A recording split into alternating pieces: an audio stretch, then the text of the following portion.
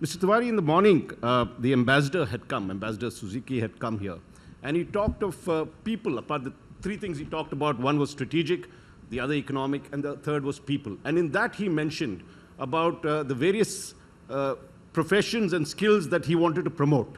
This included caregivers, agriculture, university students, and others. That's the kind of thing. If you take a look, the fact is that India-Japan has, in the last 7 years, engaged in various kinds of sort of programs and schemes for skill development. How would you sum up the progress so far? Which areas have, in these 7 years, has been progress, and where do you see the potential? Thank you, Mr. Raj Chengapaji. You know, the India and Japan, they have a very strong relationship, and our Honorable Prime Minister and the Japanese Prime Minister, they have a very warm relationship. And we have almost 1,500 Japanese companies working, and their branches working in India. And Japan is the 5th largest investor in India as well. And you and I, as we see all around us, we find that the cooperation is going to increase strategically, people to people, as well as industry point of view. So skilling is a very important part. Right. And our Honorable Prime Minister has also been very keen that we should also have the skilling part. And as you know, Japan's demography is also changing, and yes, they need young people to work. So I would say that over so many years, there has been a change in the way the Japan is also looking at the people, skilled people coming to India, from India. I would say that the first was in 2017 when there was a TITP, we call them. So internship training program was there, so where the people in some 2-3 job roles were supposed to work there. That's this technical intern training. Training program. And under that, in 2017 it started, we have already sent almost 1,200 people who are already working there. We have around 30 sending organizations. At present, there are around 700 people are working. Then they realized that, looking into that, then again the Japan proactively, they said that the internship program was for a limited period, then they were supposed to come back. Right. So in 2021, they brought the specified skilled worker. And that under that scheme, they did 2-3 things. One, that they make it more liberal than the TITP. And while they kept on insisting on the language training to be a very important part, then they also enlarged the areas, the sectors in which they can work. So we are around 14 sectors have been included there, so that more and more people can go from India. Right. And the Japanese side, they also has a Nihong, some scheme is there by which they have a system whereby the Japanese can come to India for some specified period so that they can also help in teaching the Japanese language. So over the years, I would say that the one big problem with the Japan is their language, you know. And it's a totally different language. Right. And we have around 20 training centers. And in fact, our NSDC International we have set up a Japanese school in Gurgaon. We have one in Bangalore, we have in Guwahati, and many others, private organizations are also there. So typically it takes them at least 6 to 8 months to learn to that level of proficiency. Right. So I would say that their insistence is more on the learning Japanese language, Japanese culture, and then getting the skilled people across also. And in that regard, we had also we had done 2 workshops in one in Osaka was on 31st October, and in Tokyo was the 2nd November 2023. So our idea is that we should interact more with the Japanese employers so they can know that these things are available, and with the language training we can send them. So, but as you can know, there is certain lead time involved in learning the language, etc. So I would say that, to sum up, I would say that yes, India also recognizes that it is good to send people from India because they get good salary there, but they have to clear the language barrier. And we have some persistent people who have learned language and learned the Japanese culture. And as I said, there are so many people who are already working there. Even for, these are the unskilled, semi-skilled variety we are talking about. But in otherwise fintech and IT, etc., we have a big diaspora in Japan as it is. And idea is that we also bring the other allied sectors also and send people from India.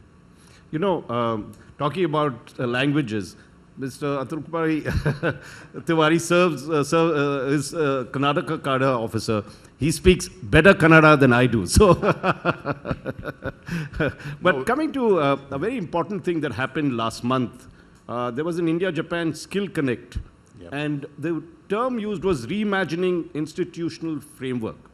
Now, when we talk of reimagining, what is it the 3 or 4 things we said, okay, we have learned from these 6-7 years of skill development? What is the thrust forward, the key sectors we can look at, and how can we speed up the process? See, in August itself, we had organized a workshop and trying to understand what are the areas where we can work. There are 2-3 things in which we need to work. There are 2-3 areas where Japan needs to work. And there are certain areas we have already done our work altogether. One thing was that, as you know, that in the last year budget, the Skill India International Center has also been announced by the 30 of them by the Honorable Finance Minister in the budget. So we had already set up 3.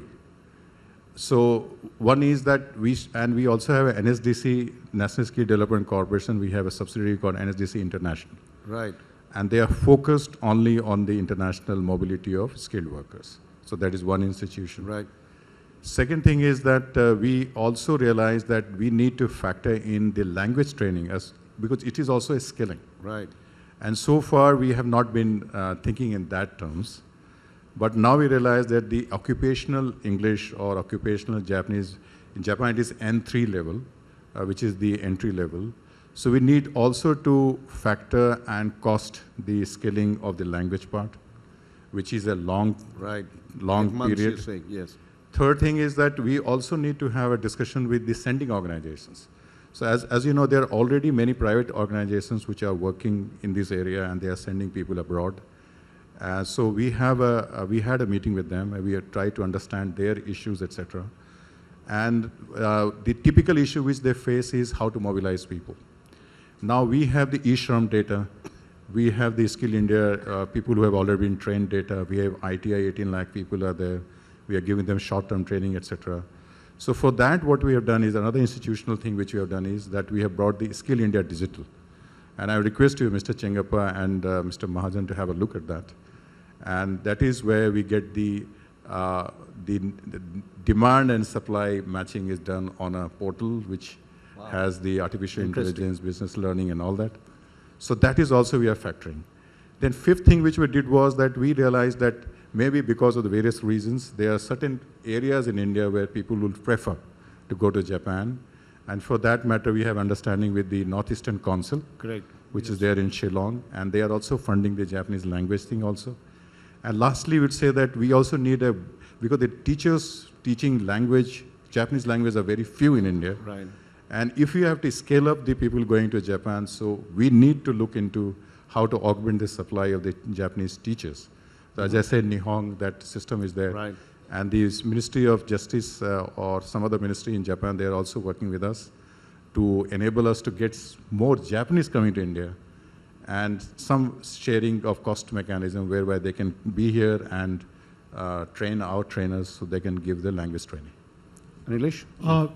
Mr. Tiwari, you know, one is the aspect of exporting the skilled workers to Japan, and the other is that creating a skilled worker pool for many of the Japanese companies who are investing into India, especially, you know, the critical infrastructure, you know. We are already seeing that, you know, highly skilled labor or highly skilled human capital, there is an exchange, you know, which happened recently, HSR thing happened. But, you know, when we talk about the middle level and the lower level, where execution becomes very crucial, how are you working with that segment, where you can provide the skilled labor or skilled workers to those type of projects, sir?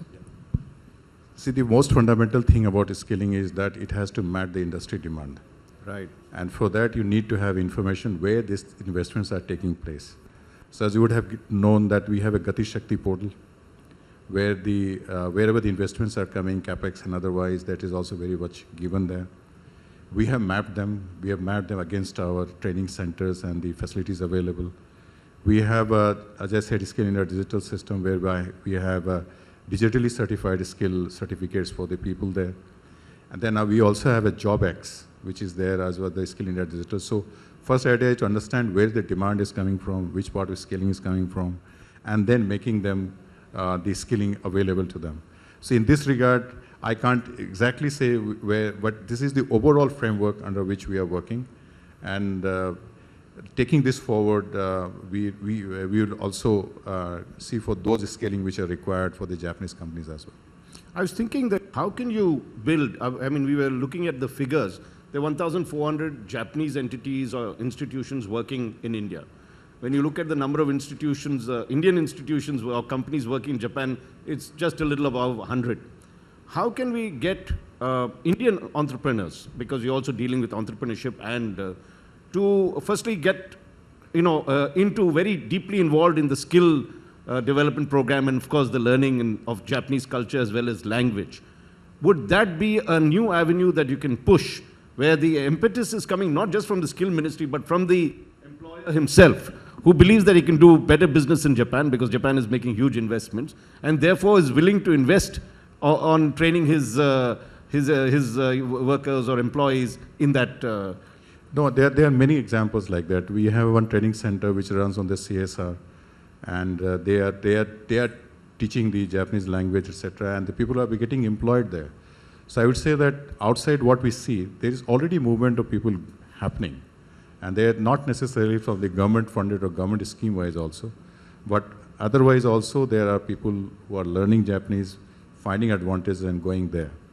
So idea, that's why I said when we had this workshop in August, we called all these organizations and try to understand them. They wanted to have more, use our framework so that they get to explain to the people that yes, there are opportunities available, these are the pros and cons, whether you like to go or not, and then take them and bring them inside the reskilling part and also linking with the employers. Second part is that we also need to have a greater connect, not only with Indian companies in Japan, but also the Japanese company in Japan. And that is where we have already set up a person there in Tokyo. We have a NSDC international offices there. We have one people there. They are going around and every day we are finding the employers' requirement. Because once we did a study, we found that in Japan, we have done a study of the international workers in 16 countries. And we have which sector, where the demand is required. We've also done our meeting with our missions there and sought their help as well. In Japan, there is a requirement of at least 2.5 lakh people. Whoa. In different and sectors. We have only given about... Only given up because this is the language thing. Once we start having the language courses, etc., maybe also tell our students that, and tell them in our curriculum as well that this is a possibility there, etc., then people will be willing to learn the Japanese language and go there. Fascinating. So Mr. Rajiv Kumar was around, so he was talking about that, there is a need that Japanese language need to be taught at, maybe a high school level, so that, people are accustomed to many of the things. So Skill Development Ministry is also working on the band system where, people can get extra credits for the skills which they acquire. So is there any way, this Japanese language and a customization to the Japanese culture can happen through those type of things? Yeah, certainly. I mean, this is the one long-range solution to this whole issue would be that people should be aware that there is a country like Japan and that is the requirement. And 250,000 jobs going. And where the 50,000 jobs are available. But for that, very rightly, we have the National Credit Framework is there, which also includes the language training part also. For that, they will also be given credit. There are many CBSE schools, they already have German and French classes are also going. Maybe we can also introduce the Japanese language, and certainly this is an area where you need to work together with at least the CBSE and such a school so that we can introduce them. Amongst the Shaibitsu countries, we have seen the explosion of the Korean culture into the Indian. That's true. And there are a lot of Korean restaurants around, Korean serials are coming on OTT platform. Do you think that if Japanese, this type of explosion happened, because we Japanese have missed this, because earlier we were familiarized with sushi before, that Korean stuff came. But do you think that more of these things need to come and where our kids can get more accustomed? It's a good question because soft power. Yeah. You know, most of the people are watching Korean serials these days. All, if you ask these, K-pop is a huge band. Why can't we do something that, you know, and that's a good way to learn the language and culture through. That's a perfectly acceptable idea. I mean, it depends upon how the Japan takes this thing seriously and bring that, their serials, their culture, their pop groups. If they're as good as Korean, why not?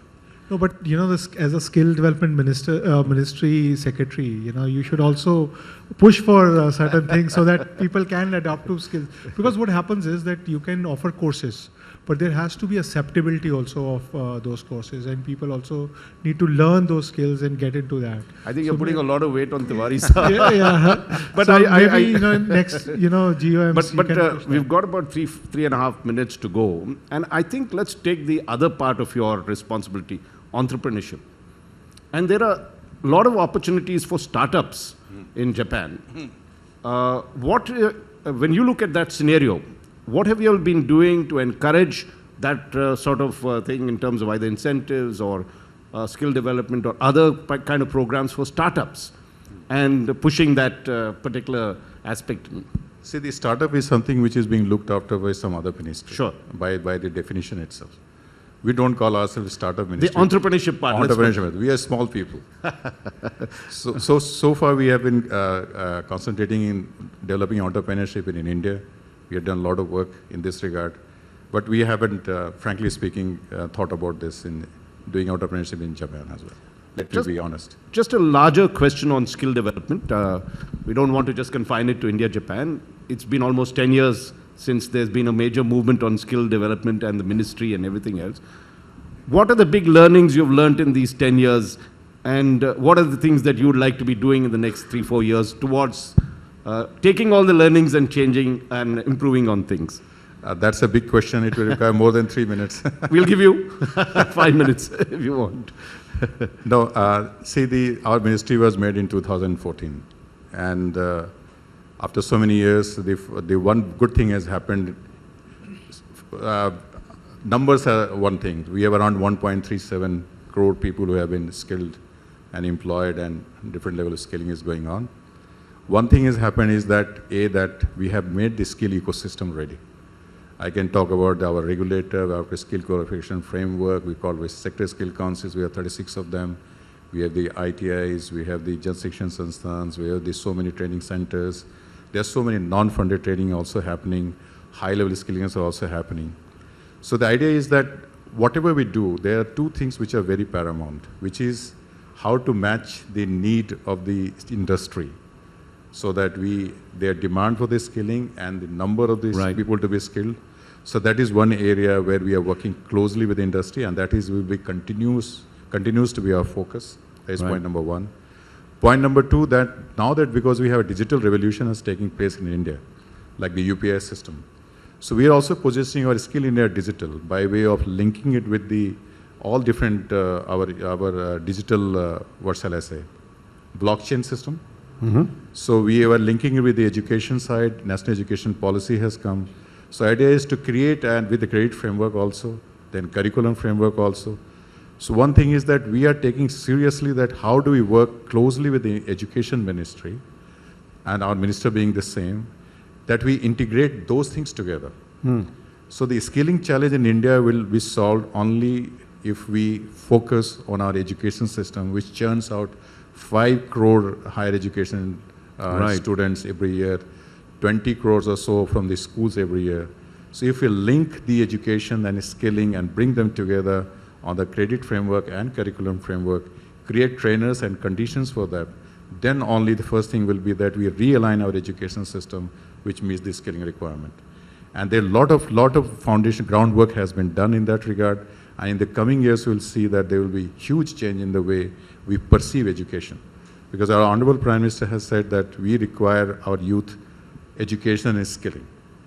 And then he emphasizes that not only education, not only skilling, but both. And in this regard, immense work has happened with the UGC, AICT, NCVT, etc.